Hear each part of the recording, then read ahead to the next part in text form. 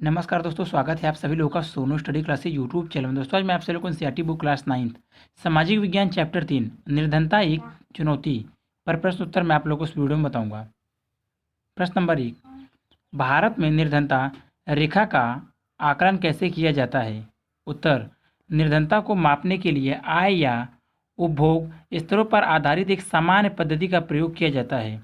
भारत में निर्धनता रेखा का निर्धारण करते समय जीवन निर्वाह के लिए खाद्य आवश्यकता, कपड़ों, जूतों, ईंधन और प्रकाश, शैक्षिक एवं चिकित्सा संबंधित आवश्यकताओं आदि को मुख्य माना जाता है। इन भौतिक मात्राओं को रुपये में उनकी कीमतों से गुणा कर दिया जाता है। निर्धनता रेखा का आकलन करते समय खाद्य आवश्यकता के लिए वर्तमान सूत्र वांछित कैलोरी आवश्यकताओं पर आधारित है। खाद्य वस्तुएं जैसे अनाज, दालें आदि मिलकर इस आवश्यक कैलोरी की पूर्ति करती है। भारत में स्वीकृत कैलोरी आवश्यकता ग्रामीण क्षेत्रों में 2400 कैलोरी प्रति व्यक्ति प्रतिदिन, एक नगरीय क्षेत्र में 2100 कैलोरी प्रति व्यक्ति प्रतिदिन है। चूँकि ग्रामीण क्षेत्रों में रहने वाले लोग अधिक शारीरिक कार्य करते हैं, अतः ग्रामीण क्षेत्रों में कैलोरी आवश्यकता शहरी की तुलना में अधिक मानी गई है। अनाज आदि रूप में इन कैलोरी आवश्यकताओं को खरीदने के लिए प्रति व्यक्ति मौद्रिक व्यय को कीमतों में वृद्धि को ध्यान में रखते हुए समय समय पर संशोधित किया जाता है। इन परिकल्पनाओं के आधार पर वर्ष 2000 में किसी व्यक्ति के लिए निर्धनता रेखा का निर्धारण ग्रामीण क्षेत्रों में 328 रुपये प्रति माह और शहरी क्षेत्र में 454 रुपये प्रति माह किया गया था। प्रश्न नंबर 2, क्या आप समझते हैं कि निर्धनता आकलन का वर्तमान तरीका सही है?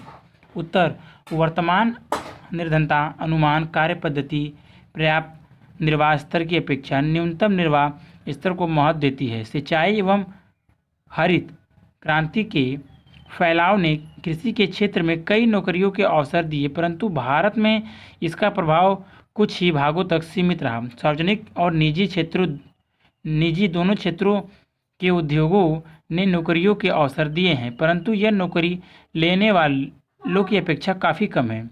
निर्धनता को विभिन्न संकेतकों के द्वारा जाना जा सकता है, जैसे अनपढ़ता का स्तर, कुपोषण के कारण सामान्य प्रतिरोधन क्षमता में कमी, स्वास्थ्य सेवाओं तक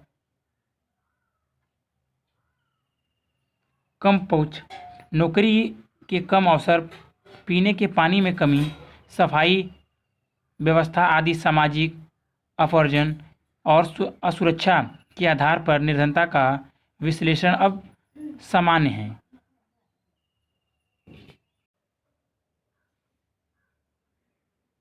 प्रश्न नंबर 3, भारत में 1973 में निर्धनता की प्रवृत्ति की चर्चा करें।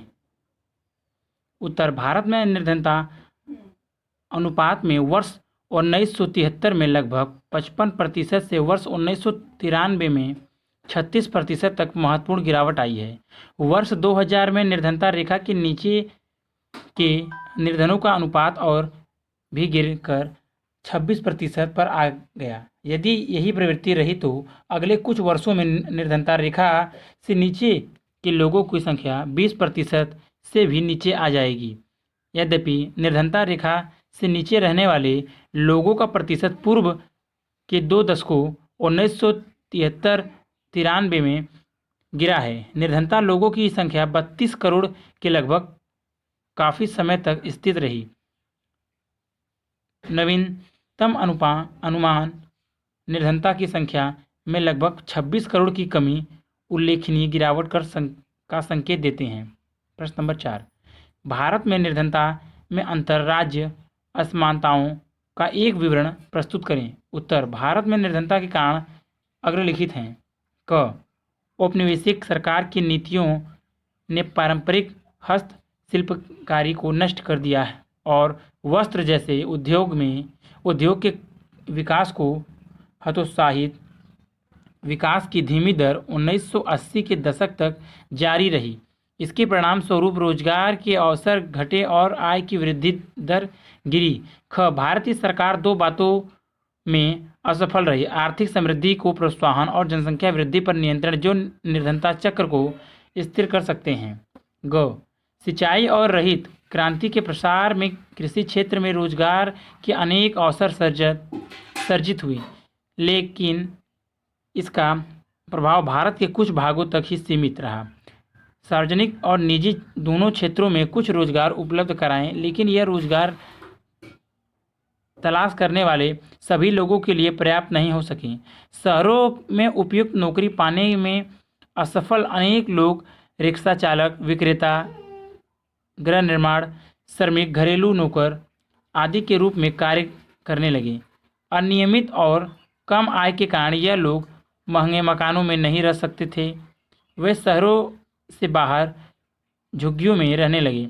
विभिन्न सामाजिक सांस्कृतिक तत्व जैसे जाति, लिंग भेद और सामाजिक अपवर्जन जो मानव निर्धनता को बढ़ाते हैं। छोटे के किसानों को बीज, उर्वरक, कीटनाशकों जैसे कृषि आगतों की खरीदारी के लिए धनराशि की जरूरत होती है। चूँकि निर्धन कठिनाई से ही कोई बचत कर पाते हैं, वे इनके लिए कर्ज लेते हैं। निर्धनता के चलते पुनः भुगतान करने में असमर्थ के कारण वे ऋणग्रस्त हो जाते हैं। अतः अत्यधिक ऋणग्रस्तता निर्धनता का कारण और परिणाम दोनों हैं। आय असमान भारत में निर्धनता का मुख्य कारण है। इसका मुख्य कारण भूमि और अन्य संसाधनों का असमान वितरण है। प्रश्न नंबर 5, उन सामाजिक और आर्थिक समूहों की पहचान करें जो भारत में निर्धनता के समक्ष निरुपाय है। उत्तर: जो सामाजिक समूह निर्धनता के प्रति सार्वजनिक असुरक्षित है वह अनुसूचित जाति और अनुसूचित जनजाति के परिवार हैं। इस प्रकार आर्थिक समूहों के सर्वाधिक असुरक्षित समूह ग्रामीण कृषक, श्रमिक परिवार और नगरीय अनियत मजदूर परिवार हैं। इनके अतिरिक्त महिलाओं, वृद्ध लोगों और बच्चियों को अति निर्धन माना जाता है, क्योंकि उन्हें सुव्यवस्थित ढंग से परिवार के उपलब्ध संसाधनों तक पहुंच से वंचित रखा जाता है। प्रश्न नंबर 6, भारत में अंतर्राज्यीय निर्धनता में विभिन्नता के कारण बताइए। उत्तर: प्रत्येक राज्य में निर्धन लोगों का अनुपात एक समान नहीं है। यद्यपि 1970 के दशक के प्रारंभ से राज्य स्तरीय निर्धनता में सुदीर्घकालीन कमी हुई है। निर्धनता कम करने में सफलता की दर विभिन्न राज्यों में अलग अलग है। 20 राज्यों और केंद्र शासित प्रदेशों में निर्धनता अनुपात राष्ट्रीय औसत से कम है। दूसरी ओर निर्धनता अब भी उड़ीसा, बिहार, असम, त्रिपुरा और उत्तर प्रदेश में एक गंभीर समस्या है। उड़ीसा और बिहार क्रमशः 47 और 43% निर्धनता औसत के साथ दो सर्वाधिक निर्धन राज्य बने हुए हैं। इन राज्यों में ग्रामीण और शहरी दोनों प्रकार की निर्धनता और औसत अधिक है। उड़ीसा, मध्य प्रदेश, बिहार और उत्तर प्रदेश की ग्रामीण निर्धनता के साथ नगरीय निर्धनता भी अधिक है। इनकी तुलना में केरल, जम्मू कश्मीर, आंध्र प्रदेश, तमिलनाडु, गुजरात और पश्चिम बंगाल में निर्धनता में उल्लेखनीय गिरावट आई है। अनाज का सार्वजनिक वितरण, मानव संसाधन विकास पर अधिक ध्यान, अधिक कृषि विकास, भूमि सुधार उपायों से इन राज्यों में निर्धनता कम करने में सहायता मिली है। प्रश्न नंबर 7, वैश्विक निर्धनता की प्रवृत्तियों की चर्चा करें। उत्तर: विकासशील देशों में अत्यंत आर्थिक निर्धनता में रहने वाले लोगों, विश्व बैंक की परिभाषा के अनुसार प्रतिदिन $1 से कम पर जीवन निर्वाह करने का अनुमान 1990 से 28% से गिरकर 2001 में 21% हो गया। यद्यपि 1980 से वैश्विक निर्धनता में उल्लेखनीय गिरावट आई है, लेकिन इसमें वृहद क्षेत्रीय भिन्नताएं पाई जाती हैं। तीव्र आर्थिक प्रगति और मानव संसाधन विकास में निवेश के कारण चीन और दक्षिण पूर्व एशिया के देशों में निर्धनता में विशेष कमी आई है। चीन में निर्धनता की संख्या 1981 के 60.6 करोड़ से घटकर अब 2001 में 21.2 करोड़ हो गई है। दक्षिण एशिया के देशों भारत, पाकिस्तान, श्रीलंका, नेपाल, बांग्लादेश, भूटान में निर्धनता की संख्या में गिरावट इतनी तीव्र नहीं है, जबकि लैटिन अमेरिका में निर्धनता का अनुपात पहले जैसा ही है। सब सहारा अफ्रीका में निर्धनता वास्तव में 1981 में 41% से बढ़कर 2001 में 46% हो गई। विश्व विकास रिपोर्ट के अनुसार नाइजीरिया, बांग्लादेश और भारत में अब भी बहुत सारे लोग प्रतिदिन $1 से कम पर जीवन निर्वाह कर रहे हैं। रूस जैसे पूर्व समाजवादी क्षेत्रों में भी निर्धनता पुनः व्याप्त हो गई, जहां पहले आधिकारिक रूप से कोई निर्धनता थी। प्रश्न नंबर 8, निर्धनता उन्मूलन की वर्तमान सरकारी रणनीति की चर्चा करें। उत्तर, सरकार की वर्तमान निर्धनता निरोधी रणनीति मोटे तौर पर 2 कारकों पर आधारित है। क, आर्थिक समृद्धि को प्रोत्साहन। विकास की उच्च दर ने निर्धनता को कम करने में एक महत्वपूर्ण भूमिका निभाई है। 1980 के दशक से भारत की आर्थिक समृद्धि विश्व में सबसे अधिक रही।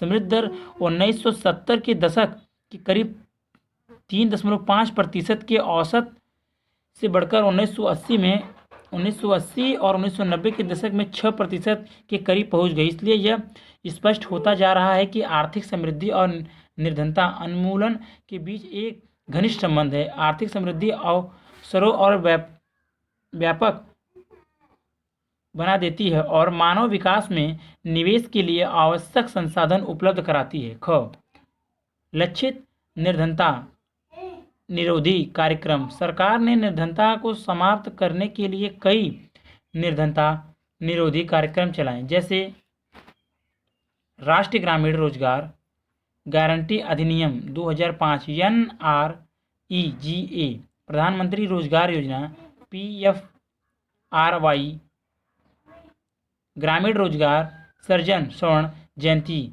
ग्राम स्वरोजगार योजना SGSY, प्रधानमंत्री ग्रामोदय योजना PMGY, अंत्योदय अन्न योजना AAY, राष्ट्रीय काम के बदले अनाज। प्रश्न नंबर 9, निम्नलिखित प्रश्नों के संक्षेप में उत्तर दें। क, मानव निर्धनता से आप क्या समझते हैं? ख, निर्धनों में भी सबसे निर्धन कौन है? ग, राष्ट्रीय ग्रामीण रोजगार गारंटी अधिनियम 2005 की मुख्य विशेषताएं क्या हैं?